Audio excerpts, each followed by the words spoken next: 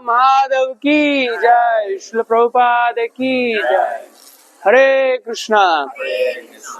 नमो विष्णुपादाय कृष्ण प्रेष्ठाय भूतले श्रीमते भक्ति विकास स्वामी नामने। नमो विष्णुपादाय कृष्ण प्रेष्ठाय भूतले श्रीमते भक्ति वेदांत स्वामी नामने। नमस्ते सारस्वती देवे गौरवाणी प्रचारिणे निर्विशेष शून्यवादी पाश्चात्य देश तारिणे। जय श्री कृष्ण चैतन्य प्रभु नित्यानंद श्री अद्वैत गदाधर शिवासादि गौर भक्त वृंद। हरे कृष्णा कृष्णा कृष्णा हरे हरे, हरे राम राम राम हरे हरे। ஹரே கிருஷ்ணா.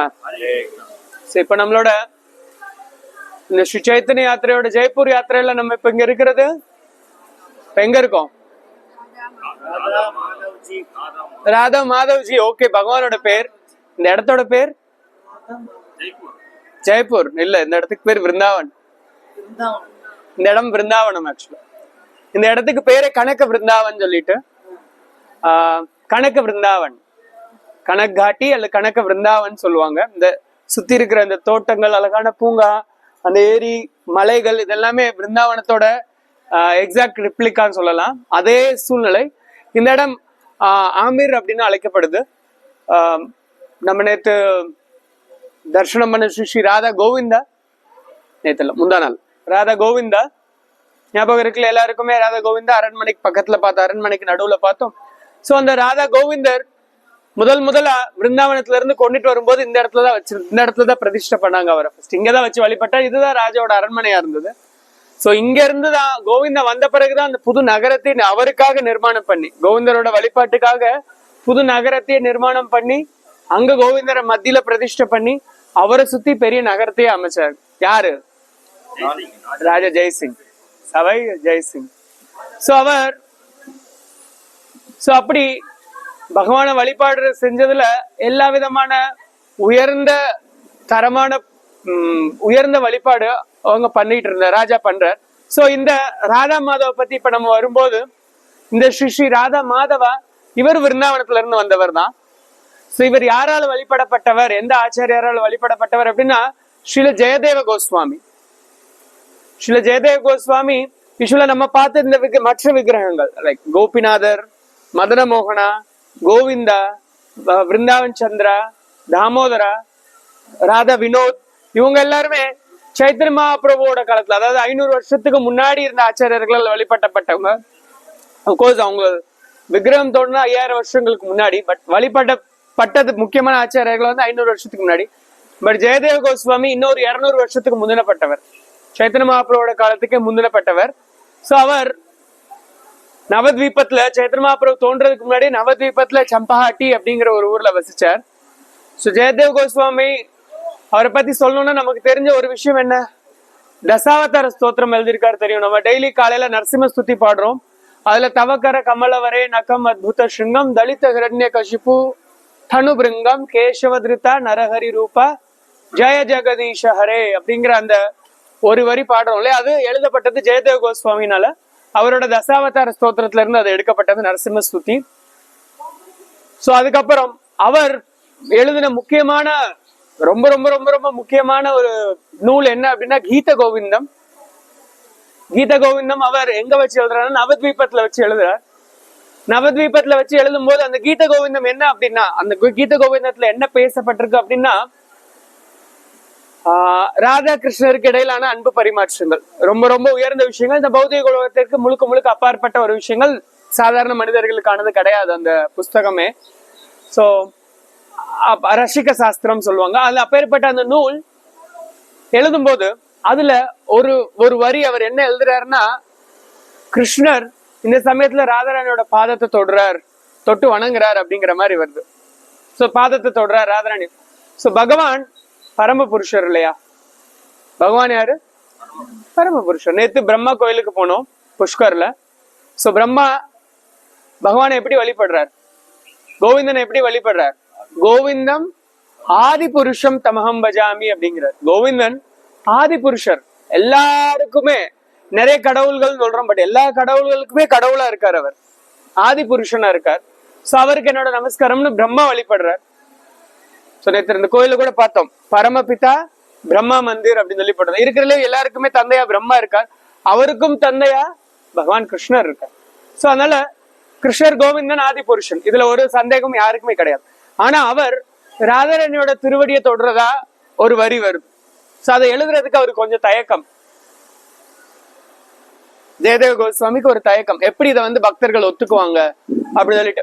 அதனால என்ன பண்றார், இப்போதைக்கு நம்ம கங்கையில போய் குளிச்சுட்டு வந்தா நமக்கு ஃப்ரெஷ் ஆகும், அதுக்கப்புறம் யோசிக்கலாம் அப்படின்னு சொல்லிட்டு எல்லாத்தையும் எடுத்து வச்சுட்டு தன்னோட மனைவி பத்மாவதி கிட்ட சொல்லிட்டு குளிக்க போறார். அவர் போன 2 செகண்ட்லயே மறுபடியும் வர்றார். திரும்ப வந்துட்டு என்ன சுவாமி அதுக்குள்ள போயிட்டு வந்துட்டீங்கன்னு, நான் அடுப்பு கூட பத்த லைக் குளிச்சுட்டு வந்தோடனே சாப்பிட்றதோ பழக்கம் மதிய நேரத்துல. சோ நான் போய் மற்ற வேலைகள்லாம் பாக்குறேன் அப்படிங்கிறதுக்குள்ள இவர் என்ன பண்றார், ஜெயதேவ கோஸ்வாமி நேரா போறார். போயிட்டு அந்த வரிகளை எழுதுறார். கிருஷ்ணர் ராதாராணியோட பாதத்தை பிடிக்கிறார் அப்படின்னு சொல்லிட்டு அந்த வரிகளை எழுதி முடிக்கிறார்.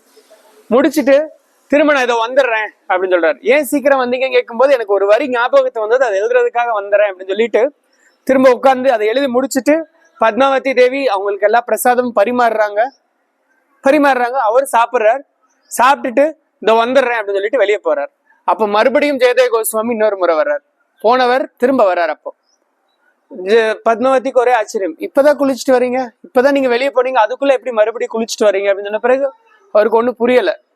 சோ நேர போய் அவரோட எழுதின விஷயங்களை கவனிக்கும் போது தெரியறது, எந்த வரியில விட்டுட்டு போனாரோ அந்த வரி எழுதி முடிக்கப்பட்டது. அப்போ ஜெயதேவ கோஸ்வாமியா வந்தது சாக்ஷாத் கிருஷ்ணரே அப்படிங்கிறத உணர்வு.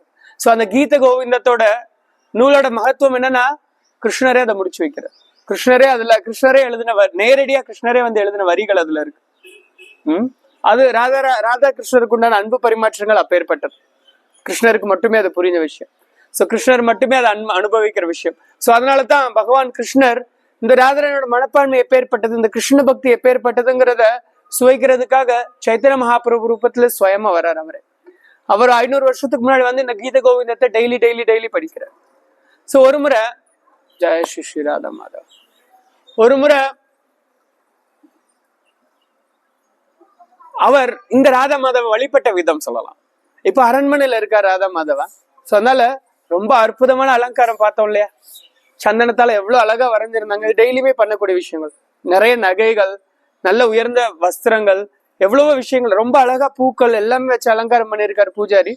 சோ இப்போ ஜெயதேவ கோஸ்வாமியோட வழிபாடு எப்பேற்பட்டதுன்னா, டெய்லி பகவானுக்கு கவிதைகள் அர்ப்பணம் பண்ணுவார், டெய்லி பாடல்கள் பாடுவார். அவரோட மனைவி பத்மாவதி அதே மாதிரிதான், டெய்லி கணவனுக்கு ஏத்த மனைவி அப்படிங்கிற மாதிரி டெய்லி 2 பேரும் ராதா மாதவரை அவ்வளவு திருப்திப்படுத்தினாங்க. சோ ஒரு முறை இந்த கீத கோவிந்தத்தை எழுதி முடிச்ச பிறகு பகவானோட பாதத்துல வச்சுட்டு அவர் போயிடுறார். மறுநாள் காலையில பார்க்கும்போது அந்த பாடல் அங்க இல்ல, காணாம போயிடுச்சு. ஜெயதேவ கோஸ்வாமி ஓகே இது பகவானோட விருப்பம் அப்படின்னு சொல்லிட்டு விட்டுறாரு. ஓகே, அதுக்கப்புறம் நவத்வீபத்துல இருந்து கொஞ்ச நாள் கழிச்சு அவர் ஜெகநாத் புரிக்கு போறார். பகவானோட கட்டளையின் பேர்ல அவர் ஜெகநாத் புரியில போய் கொஞ்ச நாள் இருக்கார். சோ இவர் ஜெகநாத் புரியில இருந்தப்போ அங்க இவர் எழுதின கவிதைகளை பூஜாரி பகவான் முன்னாடி பாடிட்டு இருக்காரு. இன்னைக்கும் ஜெகநாத் புரியில டெய்லியுமே கீத கோவிந்தம் ஜெகநாதர் முன்னாடி பாடுவாங்க. ரதத்துல இருந்து குறிப்பா பகவான் கீழே இறங்கி வரும்போது கீத கோவிந்தம் கேட்டுட்டு தான் கோயிலுக்குள்ளே போவார். சோ என்ன நடக்குது, இந்த பாடல்கள் உங்களுக்கு எப்படி தெரியும்னு ஜெயதேவ கோஸ்வாமிக்கு ஒரே ஆச்சரியம். பூஜாரிட்ட கேட்கிறார், இந்த பாட்டு உங்களுக்கு யாரு கொடுத்தா, எங்க இருந்து கிடைச்சது உங்களுக்கு? ஏன்னா நவத்வீபம்ங்கிறது பெங்கால்ல இருக்கக்கூடியது, ஜெகநாத் புரி இங்க இருக்கு. அது இவர் எழுதுறது வேற யாருக்கும் தெரியாது. சோ இது எங்க இருந்து வந்தது அப்படின்னு சொல்லி கேட்கும்போது பூஜாரி சொன்னார், அதெல்லாம் எங்களுக்கு தெரியாது, ஜெகநாதர் பக்கத்துல ஜெகநாதரோட பாதத்துல இந்த ஓலைச்சுவடி கிடந்தது. சோ ஜெகநாதருக்கு இந்த பாட்டு ரொம்ப பிடிக்கும், அதனால நாங்க டெய்லி பாடுறோம் இதை அப்படின்னு சொல்லி சொன்னார். சோ பகவானே அந்த கவிதைகளை ஏத்துக்கிட்டு டெய்லி பாட சொல்றார் கீத கோவிந்தத்தை ஜெகநாத் புரியில. இன்னைக்கும் அந்த வழக்கம் இருக்கு. சோ இப்பேற்பட்ட மகத்துவம் ஜெயதேவ கோஸ்வாமியோட. சோ இந்த ராதா மாதவா அப்படின்னா மாதவ, அதாவது மகாலட்சுமியோட கணவன் அப்படின்னு அர்த்தம். மா அப்படின்னா அம்மாவை குறிக்கக்கூடிய வார்த்தை, மா அம்மா.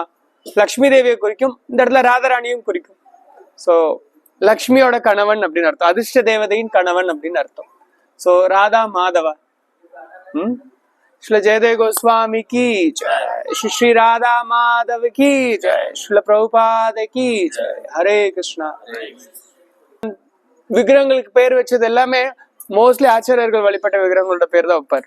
அப்கோர்ஸ் பகவானுக்கு எல்லா பேர்களுமே ஆச்சாரியர்கள் கொடுத்த பேர்.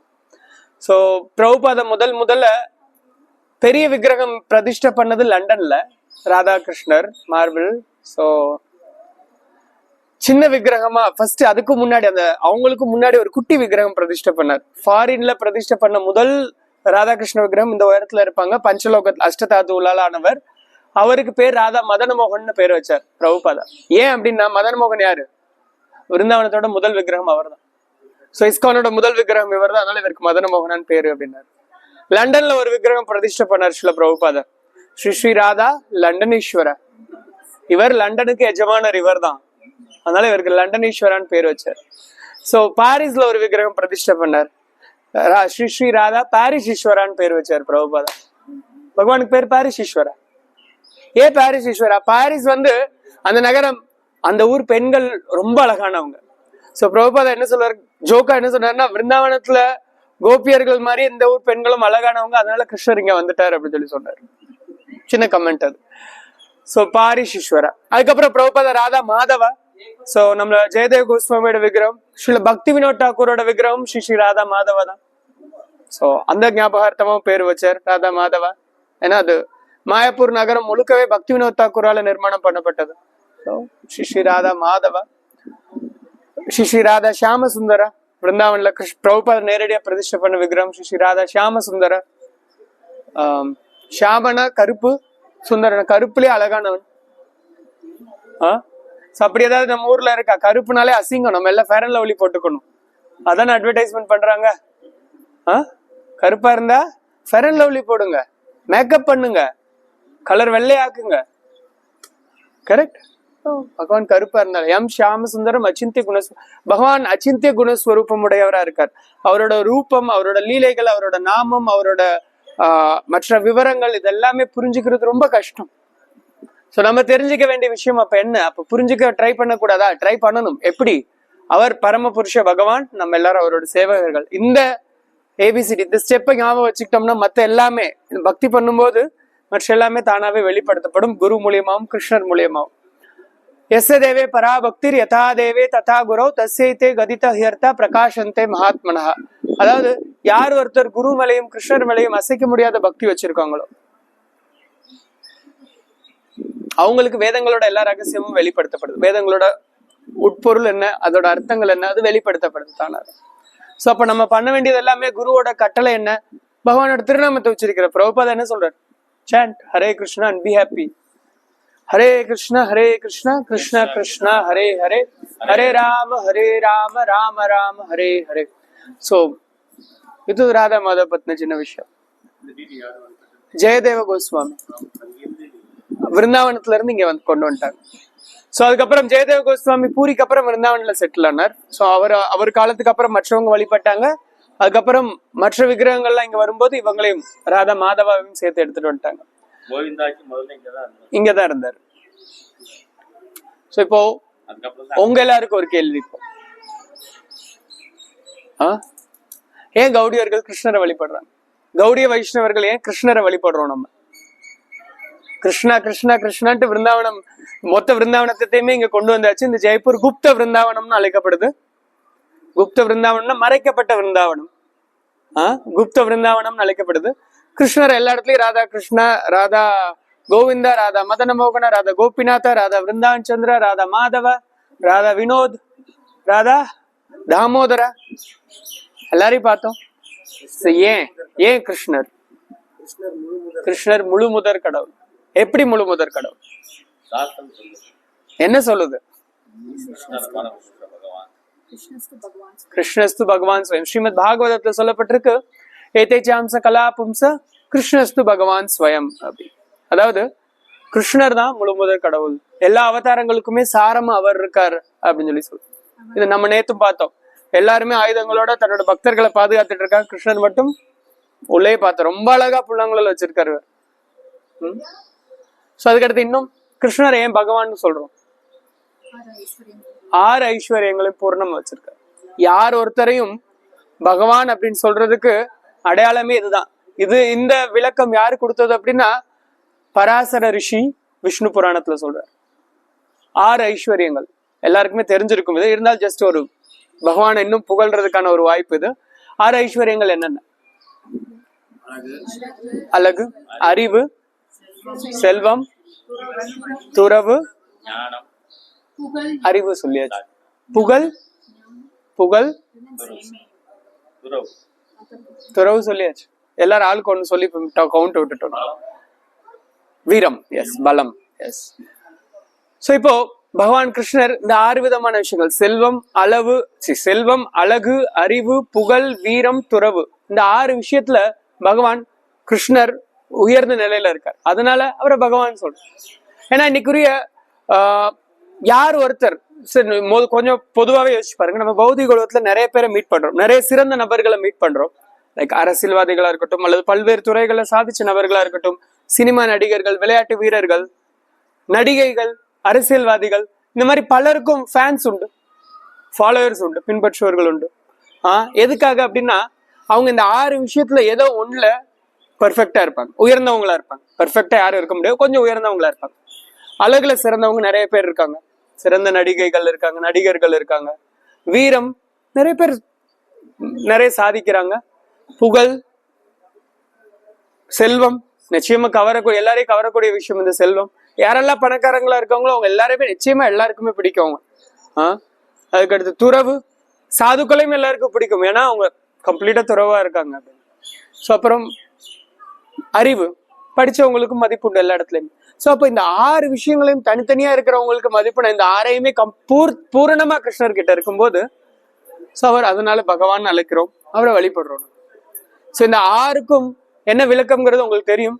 செல்வத்துல எப்படி பகவான் சிறந்தவரா இருக்காரு? ஏன்னா அவர் மாதவா, லக்ஷ்மியோட கணவர். ஸோ எல்லா செல்வமும் அவரோடது. உலகத்துல இருக்கிற 16,108 மனைவிகள், லக்ஷ்மிகள், அவங்க எல்லாருக்குமே 16,108 அரண்மனைகள் வச்சிருந்தார். அவங்களுக்கு வேலைக்காரர்கள், ஆளுக்கு 10 குழந்தைகள், ஆண் ஒரு பெண் குழந்தை, வீடு முழுக்க ஐஸ்வர்யங்கள் ஸ்ரீமத் பாகவதத்துல நம்ம பாக்குறோம். 16,108 விரிவடைஞ்சார். டெய்லி ஒரு மனைவி வீட்லயும் அவர் கிடையாது. 16,108 வீட்லயும் ஒரே நேரத்துல அரண்மனைகள், ஒரே நேரத்துல அவரால் இருந்தார். சோ அதுக்கப்புறம் வீரம், 3 மாச குழந்தையா இருக்கும்போது அவர் பூத்தனையை கொண்டார். கோவர்தன மலையை தன்னோட சுண்டு விரல் நுனியில தூக்குனார், நகத்தோட நுனியில. 16,108 ஆமா ராணியர்கள் கிருஷ்ணருக்கு. சோ செல்வம், வீரம் சொல்லியாச்சு. ஓகே, அழகு, கிருஷ்ணரோட அழகு பத்தி பேசும்போது நம்ம பார்த்தோம், சொல்லவே தேவையில்லை, நம்ம பாக்குறோம். சோ அதுவும் இல்லாம அந்த நேத்து ஒரு பேரும் பார்த்தோம், மதன மோகன கந்தர்ப்ப பிரம்மா இத தன்னோட பிரம்ம சமீகத்தையில சொல்றார், கந்தர்ப்ப கோட்டி கமனீய விசேஷ சோபம் அப்படிங்கிறார். அதாவது கோடிமன் ஒரு தராசு எடுத்துக்கிட்டு, நேத்து ஒரு மதன மயக்கிறவர் தான் மதன மோகன் பார்த்தோம். இவங்க கந்தர்ப்ப கோடி மன்மதர்கள் ஒரு பக்கமும், கிருஷ்ணரோட அழகு ஒரு பக்கம் வச்சாலும் கூட நிகராகாத அழகு பகவானோட. கந்தர்ப்ப கோட்டி கமனீய விசேஷ சோபம், ரொம்ப சிறப்பான ஒரு அழகுடையவர். அதுக்கப்புறம் அழகு ஓகே. அறிவு 4வது விஷயம். கிருஷ்ணர் பகவத்கீதை உபதேசம் பண்றார். அந்த பகவத்கீதைக்கு ராஜ வித்யா அப்படின்னு ஒரு பேர். இருக்கிற அறிவுகளுக்கெல்லாம் அரசனா இருக்கு. இதுவரைக்கும் பகவத்கீதைய 5000 வருஷத்துக்கு முன்னாடி கிருஷ்ணர் உபதேசம் பண்ணார் அர்ஜுனனுக்கு. அதுக்கும் லட்சம் வருஷங்களுக்கு முன்னாடி விவஸ்வான் சூரியனுக்கு உபதேசம் பண்றதா சொல்றாரு பகவத்கீதையிலே கிருஷ்ணர், அதையும் சொல்லியிருக்கார். சோ அதுக்கு மிஞ்சின ஒரு சாஸ்திரம், ஒரு நாலேஜ் இது வரைக்கும் எங்க வெளிப்படுத்தப்படல. இன்னும் மக்கள் போய் படிச்சுக்கிட்டே இருக்காங்க, இன்னும் புது புது அர்த்தங்கள் அதுல இருந்து வந்துட்டே தான் இருக்கு. அறிவு, அப்புறம் புகழ், லட்சோபலட்சம் வருஷம் வேதங்கள் சிருஷ்டி ஆரம்பிச்சதுல இருந்து, பிரம்மாவில இருந்து இப்போ வரைக்கும் எல்லாருமே கிருஷ்ணரை புகழ்ந்துகிட்டே இருக்காங்க. கோவிந்தம் ஆதி புருஷம் தமஹம் பஜாமி. பிரம்ம இதுக்கு மேல ஒரு பிரார்த்தனை இருக்கும் தோணல. கோவிந்தம் ஆதி புருஷம். சோ அதுக்கு அடுத்து துறவு. கிருஷ்ணத்தை இவ்வளவு விஷயங்கள் இருந்தாலும் இதுல துளி கூட அவருக்கு பற்றுதல் கிடையாது. எதனாலையும் அவர் கலங்கப்படுறவர் கிடையாது, எதுக்கும் ஏக்கப்படுறவர் கிடையாது. சோ அதனாலதான் அவரோட வர்றவங்களும், அவரோட தொடர்புல வர்றவங்களும் அதே ஆனந்தத்தை அனுபவிக்கிறாங்க. சோ இது கிருஷ்ணரோட 6 ஐஸ்வர்யங்கள் சுருக்கமா. இன்னும் பல விஷயங்கள் பகவானை பத்தி பேசிக்கிட்டே போலாம். வைகுண்ட லோகத்துல ஆதிசேஷா தன்னோட ஆயிரக்கணக்கான நாக்குகளால பகவானோட லீலைகளையும் பகவானோட புகழையும் புகழ்ந்துகிட்டே இருக்கார். இன்னும் முடிக்க முடியல. பகவான் அவ்வளோ அவதாரங்கள் எடுத்திருக்காரு, அவ்வளோ லீலைகள் பண்ணியிருக்காரு. எதுக்காகனா ஒரே ஒரு விஷயத்துக்காக. எதுக்காக? அந்த ஒரு விஷயம் என்ன? பக்தர்களோட ஆனந்தமா இருக்கணுங்கிறதுக்காக. ரொம்ப சிம்பிள். பக்த வாத்சல்யம்னு இதை சொல்லுவாங்க. இந்த ஒரு குணத்துக்காக பகவான் அவ்வளவு விஷயங்களையுமே பண்றார். பக்த வாத்சல்யம், அதாவது வத்ச அப்படின்னா கன்றுக்குட்டி. ஒரு தாய் பசு, ஒரு கன்றுக்குட்டி. இந்த ரெண்டுக்கும் உண்டான உறவு முறை என்ன? கண்ணுக்குட்டி இங்க எல்லார் வீட்லயும் மாடு மோஸ்ட்லி இருந்திருக்கும். மாடு டீல் பண்ணிருப்பீங்க. கண்ணு பிறக்கும் போது, குட்டி பிறக்கும் போது அந்த கண்ணுக்குட்டி ரொம்ப அழகா இருக்கும் இல்லையா? எப்படி இருக்கும்? கொல கொல கொல. அழகா இருக்குமா இல்ல கொல கொலன்னு அசிங்கமா இருக்குமா? எல்லாத்தையுமே அந்த தாய் பசு என்ன பண்ணும்? தன்னோட நாவால சுத்தம் பண்ணி அந்த கண்ணுக்குட்டி நேரம் நின்று அதுக்கு பால் கொடுக்கற வரைக்கும், அதுக்கப்புறம் அது பக்கத்துல யாரும் போகாம எல்லா விதமான பாதுகாப்புலையும் அந்த பசு, தாய் பசு கொடுக்கும். துளி கூட அருவருப்பு படாது. நம்ம கையை உதறுவோம், காலை உதறுவோம், ஸ்மெல் அடிக்குதும்போ. தாய்க்கு அது கிடையாது. ஏன் அப்படின்னா, அந்த விதமான பாதுகாப்பையும் அன்பையும் பகவான் கிருஷ்ணர் நம்ம மேல கொடுக்கறாரு. நம்ம இதயத்துல எல்லாம் என்ன இருக்கு? நேத்து அம்மா சொன்னாங்க, அழுக்கு, வெறும் அழுக்கு. பகவான் அதை பாக்குறது கிடையாது. நம்ம எந்த அளவுக்கு அவரை திருப்திப்படுத்த முயற்சி பண்றோங்கிறத பாக்குறாரு.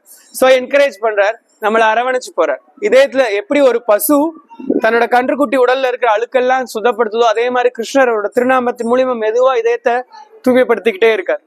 மெதுவா மெதுவா மெதுவா மெதுவா நம்ம எந்த அளவுக்கு தீவிரமா பண்றோமோ அந்த அளவுக்கு தூய்மைப்படுத்துறார். மறுபடியும் அவரோட திருவடிகள்ல நம்மளை சேர்த்துக்கிறார். சோ இது பகவான், இதுக்காகத்தான் பகவான் அவ்வளவு லீலைகளையும் பண்றாரு, அவ்வளவு விஷயங்களையும் பண்றாரு. நம்மளுக்காக, நம்மளோட பக்தர்களுக்காக, பக்தர்களோட ஆனந்தத்தை அனுபவிக்கிறதுக்காக. ஹரே கிருஷ்ணா.